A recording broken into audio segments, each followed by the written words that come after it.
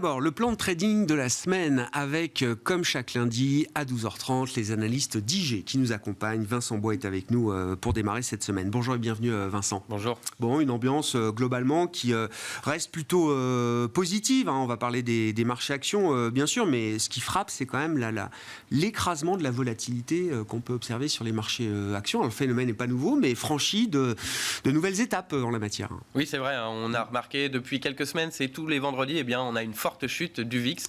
L'exception est faite vendredi dernier. Est-ce que cela changera la course du VIX ou pas? Mais c'est vrai qu'on est revenu sur les niveaux de février 2020. Février 2020, donc avant le confinement en Italie, qui a donc causé une hausse de la volatilité un peu sur tous les marchés.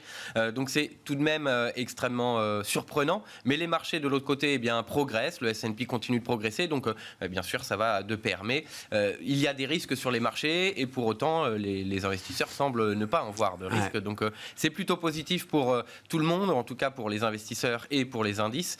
Mais il pourrait y avoir justement un changement de polarité sur le VIX, parce que lorsqu'on le voit justement de nouveau plus bas, c'est à ce moment-là qu'il peut y avoir un risque sur le marché. Il faut comprendre, le VIX au plus bas, c'est aussi, pour certains investisseurs, des achats de protection à bon compte. On peut acheter des puts pas chers aujourd'hui sur le marché, c'est ça, Vincent? Oui, tout à fait, des puts et se protéger. Et on voit d'ailleurs des mécanismes importants. Alors actuellement, c'est plutôt des calls qui sont achetés sur les marchés, puisque on voit quand même que beaucoup sont encore à la vente, même si petit à petit la psychologie est plutôt à l'achat. On a vu l'indice Nasdaq 100, on voit les fonds d'investissement, les flots de cash qui arrivent dans les fonds d'investissement. Donc c'est plutôt à l'achat, mais il y a encore de l'autre côté certains puts, certaines personnes qui voient bien entendu la politique monétaire qui à terme va probablement avoir un impact sur l'économie et sur les marchés. Ça va être le grand sujet de la semaine, effectivement, avec les réunions de Banque centrale devant nous. Et cette question, où va le dollar, avec la parité euro-dollar qui reste évidemment un indicateur de marché très important. Vincent, je le disais, depuis le mois de mai, le début du mois de mai, la dernière réunion de politique monétaire de la Fed, quand Jérôme Powell signalait l'idée d'une pause, l'euro-dollar était plutôt entre 1,10 et 1,11. Plusieurs semaines après, on le retrouve, alors on l'a retrouvé à moins de 1,07, on le retrouve là entre 1,07 et 1,08. Oui, on reste finalement dans ce range qu'on a depuis novembre de l'année dernière, qui évolue en fonction des commentaires des membres de la Fed, parce qu'on a vu qu'il y avait des commentaires un peu différents qui ont amené tantôt à une légère correction sur les marchés et le lendemain, finalement un discours différent qui amène à une baisse. Donc ici, on a l'euro-dollar qui bouge en fonction probablement surtout du dollar américain et de la Fed, et donc le rendez-vous, comme vous le disiez juste avant, ce rendez-vous de la Fed qui est pris mercredi pourrait amener à une première volatilité sur cette paire, et puis la BCE le lendemain pourrait en amener une seconde. Donc là, sur 4 jours, on a l'inflation américaine le mardi, la Fed le mercredi, la BCE le jeudi, et puis l'inflation en zone euro vendredi. Donc on devrait avoir une certaine volatilité. Pour le moment, probablement le début de semaine pourrait être plutôt en faveur d'une poursuite de la hausse sur l'euro-dollar, puisque le dollar américain pourrait être un peu à la baisse. On a une inflation qui va reculer très probablement sur les États-Unis, et donc une poursuite de cette euphorie qui devrait se poursuivre dans les prochains jours jusqu'à Powell, parce que pour le moment les taux vont rester les mêmes, très probablement, c'est ce qu'on attend en tout cas. Il ne surprend que peu les marchés. En revanche, le discours, c'est là où on pourrait avoir quelques surprises. Le discours, et puis il ne faut pas oublier qu'il y a les nouvelles projections économiques qui sont publiées seulement tous les trimestres. Quels vont être les niveaux techniques à surveiller là sur la parité euro-dollar, justement, dans une séquence potentiellement volatile? Alors sur l'euro-dollar, on peut aller chercher une moyenne mobile qui est située ici sur les 1,08, 1,0810, qui est le plus haut que l'on a atteint, donc plutôt à la hausse comme je le disais, 1,08, 1,0810, le plus haut récent, la moyenne mobile sans période, et je pense que ce sera ensuite mercredi, Jérôme Powell et la BCE également, qui a quand même un peu d'impact sur les marchés, qui pourrait amener soit avec un discours hawkish, un discours plus restrictif, un retour baissier, si nous avons enfin peut-être des risques qui sont pris en compte par les marchés, un retour baissier sur les indices, ce qui pourrait nous amener peut-être à un retour haussier sur le dollar de court terme et revenir ici sur les plus bas. Si on a réellement un risque, ce serait ce niveau que l'on peut voir sur les 1,0520, mais cela traduirait réellement une hausse du dollar américain et donc des risques sur les marchés, ce qu'on ne connaît pas depuis quelques semaines.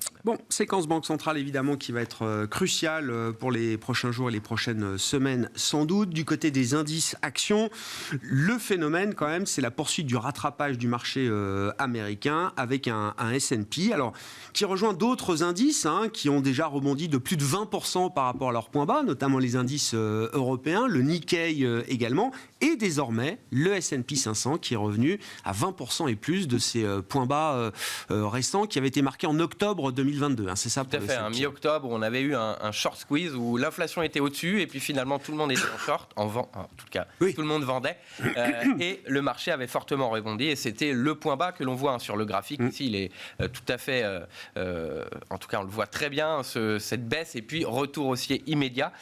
Et donc depuis 20%, ce qui sur les marchés est donc un bull market, un marché haussier à partir de 20% par rapport au point bas. Et on revient sur ce point haut de août, c'était août dernier, c'était Jérôme Powell, donc justement à Jackson Hole, qui avait un peu, même fortement déçu les marchés et on avait eu un retour baissier extrêmement important qui avait remis finalement les marchés en place. Ici donc on est sur ces niveaux, on est sur les 4300, 4320.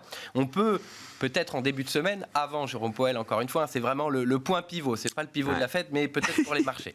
Et ici, 4300, 4320, peut-être un peu au-delà. Attention en revanche, on est tout de même sur des marchés qui sont très positionnés à la hausse, qui sont euphorique limite sur certaines valeurs, mais tout de même, et qui pourrait donc amener, si nous avions Jérôme Powell qui remet légèrement les marchés en place, eh bien un petit pullback, un échec à franchir ces 4300, le plus haut donc d'août dernier, on pourrait revenir sur le seuil fatidique on a mis des semaines à le franchir, et on pourrait revenir le tester, 4200, ce qui pourrait être, en cas de rebond et de maintien là-dessus, eh bien une confirmation du marché haussier. Si on venait casser finalement ces 4200, ça remettrait effectivement en cause ce rebond. On ne l'a pas précisé, mais c'est une semaine d'échéance également sur le plan des dérivés de marché.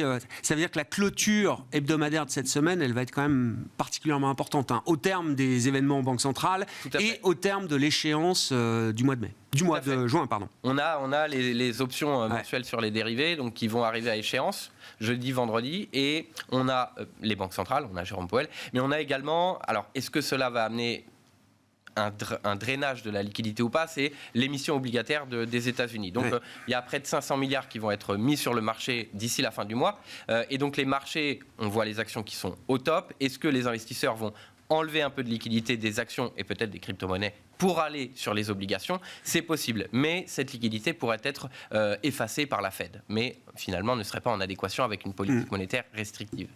Qu'est-ce qu'on peut dire de ce groupe de valeurs là qui tient les marchés américains? Alors le Nasdaq et derrière le Nasdaq le S&P 500, c'est une situation de tension importante sur les prix pour les valeurs type alors Nvidia bien sûr et tout le groupe de valeurs qui tournent autour, puisque ce sont ces valeurs-là qui font la performance. Qu'est-ce qu'on peut dire de leur solidité ou de leur fragilité technique aujourd'hui, Vincent? Alors on arrive sur des plus hauts historiques pour beaucoup. Nvidia, on est bien au-delà, bien entendu, mais Microsoft ou encore Apple, on est sur les plus hauts historiques. Donc au niveau technique, c'est plutôt un risque. On pourrait voir justement, avant éventuellement de prendre en compte les risques, eh bien on va prendre les bénéfices, on va voir ce qui se passe. Et donc un pullback pourrait arriver sur Microsoft. On a d'autres valeurs qui sont au plus haut historique. On a Tesla également qui est loin du plus haut historique, mais qui progresse depuis 11 ou 12 séances consécutives. Voilà, qui est plus que ce qu'on a vu en 2021, qui était quand même signe d'une euphorie extrêmement importante. Donc tout de même, celles qui tirent pour le moment la croissance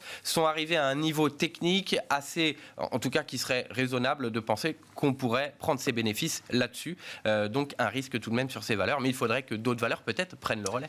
Qu'est-ce qu'on peut dire de la situation des indices actions en Europe? Alors après un run quand même spectaculaire depuis l'automne dernier, et c'est vrai qu'on observe au fur et à mesure que les indices américains regagnent en momentum, on observe une sous-performance maintenant de l'Europe sur quelques semaines, tout au cours du mois de mai notamment, ça a été le cas, sans pour autant que la correction des indices actions en Europe ait été spectaculaire. Oui, non, surtout le DAX, on est vraiment pas très loin du plus haut historique.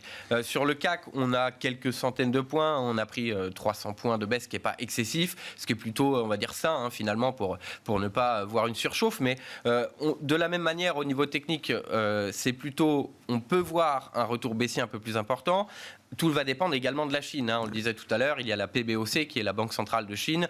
On a vu la semaine dernière qu'ils étaient plutôt enclins à amener d'autres soutiens, notamment sur le marché immobilier. Ils ne voulaient pas forcément un soutien monétaire parce que le yuan est également sous pression un peu. Voilà, baisser les taux, peut-être plutôt négatif pour leur monnaie. Mais en tout cas, on va avoir des soutiens. On a la PBOC, on a la décision de politique monétaire et puis probablement d'autres soutiens qui vont venir jeudi. Donc qui pourraient peut-être permettre un rebond. En tout cas, voilà, sur le papier, c'est comme ça. Après, si les indices américains venaient justement à se dire qu'on était un peu loin, pour le moment un peu haut, en attendant de voir ce qui se passe, les indices européens probablement prendraient le pas également. Et donc, au niveau technique sur le CAC, on a de la même manière le plus haut récent, la moyenne mobile en vert sur le graphique proche des 7290, 7300. Peut-être en début de semaine, comme je le disais, l'inflation un peu plus basse aux États-Unis, dans l'attente de Jérôme Powell, pourrait venir tester justement les 7300. Un retour en arrière possible, justement, si on venait casser ces 7100 qu'on a vu, qui a permis le rebond en mai, eh bien on pourrait aller chercher sous les 7000 points. Le plus bas ici du mois de mars, proche des 6850, 6900 points. Ouais. Effectivement, donc ce risque de retracement un peu plus marqué, il existe toujours aujourd'hui, d'autant qu'un des moteurs essentiels du marché parisien et donc du marché européen, le luxe, connaît un coup d'arrêt à l'inverse de la tech américaine. On a souvent comparé les deux groupes de valeurs.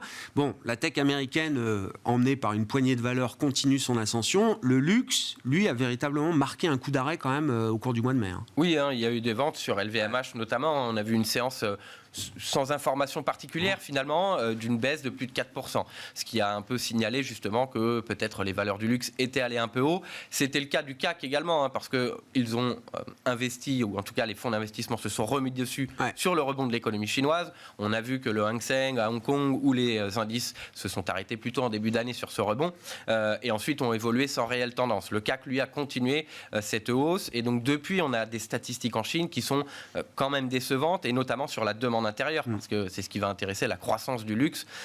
Et donc, les niveaux d'importation extrêmement bas, les ventes au détail également. Et donc, on voit tout de même une économie également manufacturière, mais une économie qui a besoin d'un nouveau souffle pour un rebond. Est-ce que les décisions de la PBOC, de la Banque centrale chinoise, ou les soutiens budgétaires vont suffire? Peut-être, mais attention tout de même au risque avec des valorisations qui sont allées assez haut, notamment dans le luxe. On aura cette semaine une réunion du côté de la Banque centrale chinoise et puis toute une série de données relatives au mois de mai en provenance de Chine concernant la consommation, les ventes au détail, la production industrielle, le niveau d'investissement également déployé au cours du mois de mai. Ce seront évidemment des informations importantes pour les investisseurs au milieu de cette séquence Banque centrale. Fed, décision mercredi, jeudi la Banque centrale européenne, la Banque centrale chinoise et vendredi la Banque du Japon. Merci beaucoup Vincent. Merci. Vincent Bois avec nous chaque lundi, les équipes d'IG pour le plan de trading de Smart Bourse.